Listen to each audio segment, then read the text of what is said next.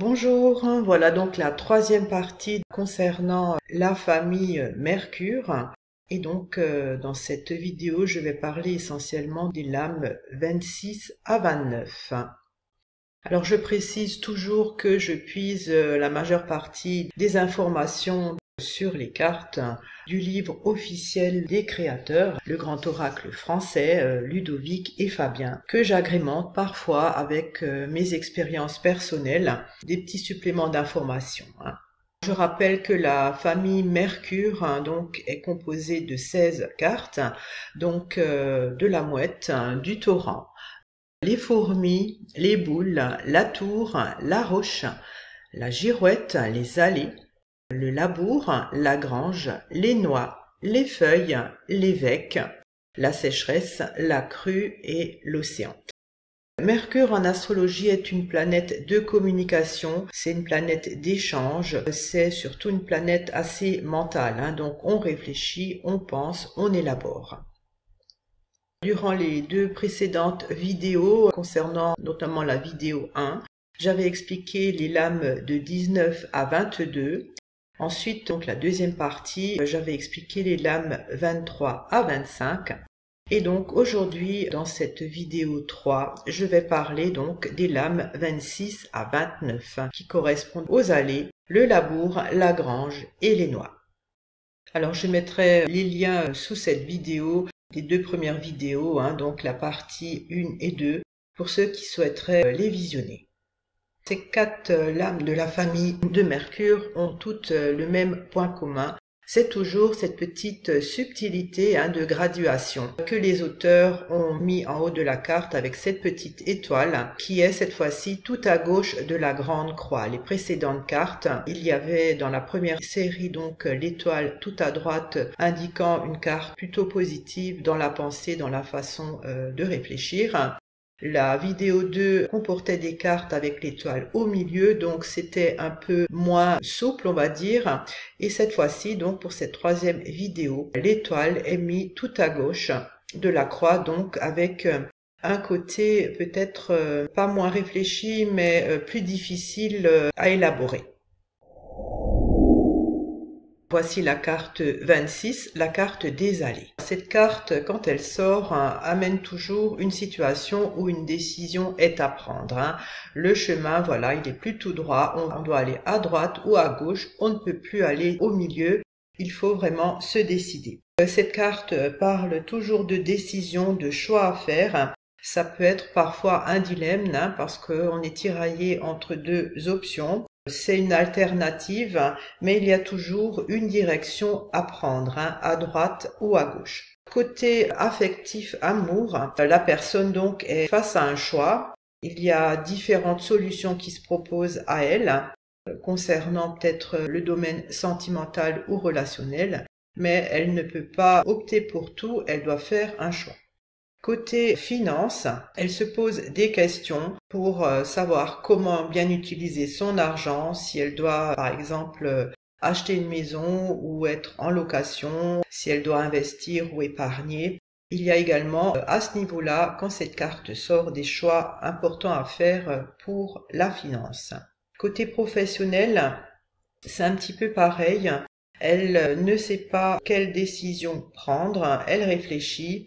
Alors c'est où on lui propose un nouveau poste et elle ne sait pas si elle doit l'accepter, si elle doit se reconvertir peut-être dans un autre métier, c'est à elle de prendre la décision. Il y a plusieurs possibilités qui s'offrent et elle ne sait pas vraiment laquelle prendre, elle y réfléchit. Côté santé, il y a également, quand cette carte sort, une décision importante à prendre. Alors ça peut être face à un traitement, à une opération, à une convalescence. C'est dans ce style-là. Les mots à retenir pour la carte les allées, c'est donc décision, un choix, un dilemme, puisqu'on est tiraillé entre diverses propositions qui s'offrent à nous, une direction à prendre, une sélection, une intention. Avec la carte 27, le labour, il y a toujours notion de travail, d'activité. On met beaucoup d'énergie à s'investir dans un travail, qu'il soit intellectuel ou manuel. On on retourne la terre, on veut que ça soit productif. C'est donc de l'activité, ça parle du milieu professionnel, ça peut être le métier aussi. Concernant le domaine affectif, il se peut que cette carte indique un travail en famille, une activité commune par exemple entre les deux conjoints ou alors une collaboration professionnelle ou active avec des amis. En tout cas, le travail est très important pour la personne dans ses relations affectives. Côté financier, il y a toujours un investissement de son propre argent dans un projet professionnel.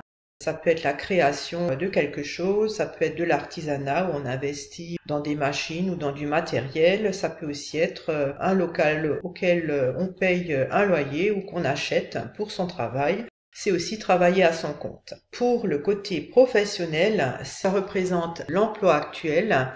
Ça peut aussi préciser avec les cartes avoisinantes l'activité que la personne peut faire ou alors son lieu de travail. Côté santé, la personne a besoin de travailler pour garder un bon moral et une bonne santé. Ça peut aussi être un travail sur soi que l'on peut fournir. Les mots à retenir pour la carte 27, le labour, c'est donc travail, activité, ça peut être le milieu professionnel, le métier, c'est la fonction, ça peut être aussi les affaires et également l'énergie qu'on investit à fournir un certain travail.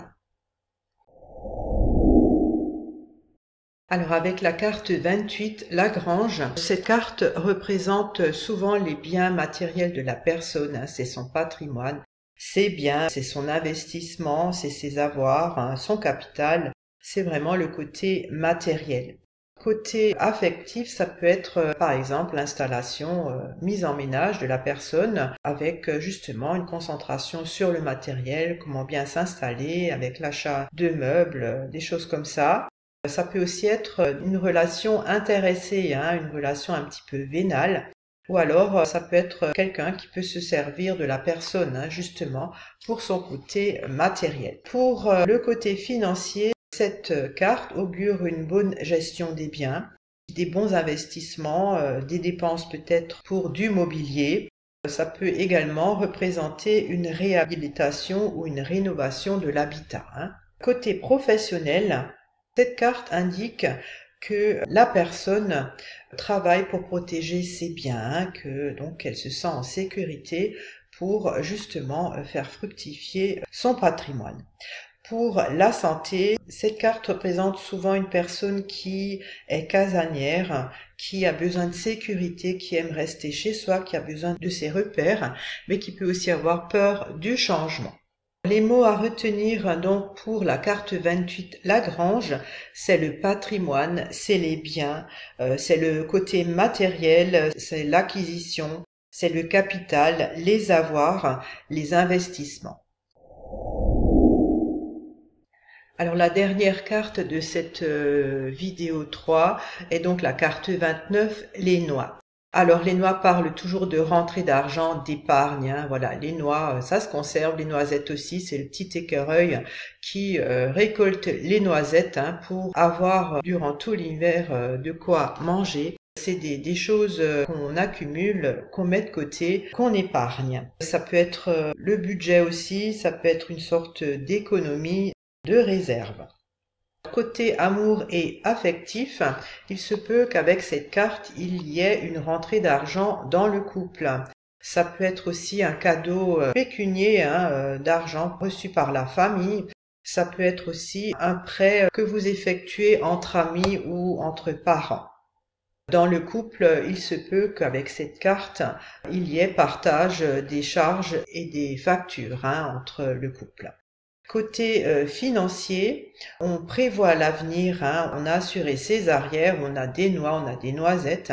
Ça veut dire qu'il y a une bonne santé financière, que la personne a un point d'honneur à payer ses factures et qu'il y a possibilité également de rembourser ses dettes.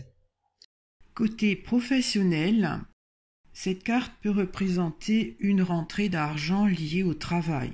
Donc ça peut être une petite prime, une participation débloquée, Ça peut aussi être la prime du 13e mois, voire du 14e mois, des petites dividendes qui arrivent. En tout cas, c'est de l'argent qui est dû au consultant et qui lui est versé.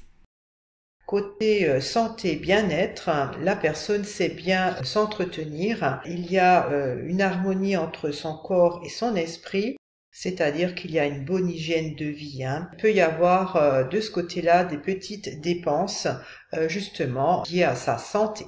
Les mots-clés à retenir pour cette carte 29 les noix, c'est rentrée d'argent, épargne, prévoyance, c'est de la réserve, une trésorerie, un budget, et c'est donc le côté aussi économie. Voilà donc cette vidéo troisième partie donc de la famille Mercure est terminée. Les lames 26 à 29 ont été expliquées et je vous dis donc à très bientôt pour la partie 4, la suite de l'interprétation des cartes de la famille Mercure. Au revoir.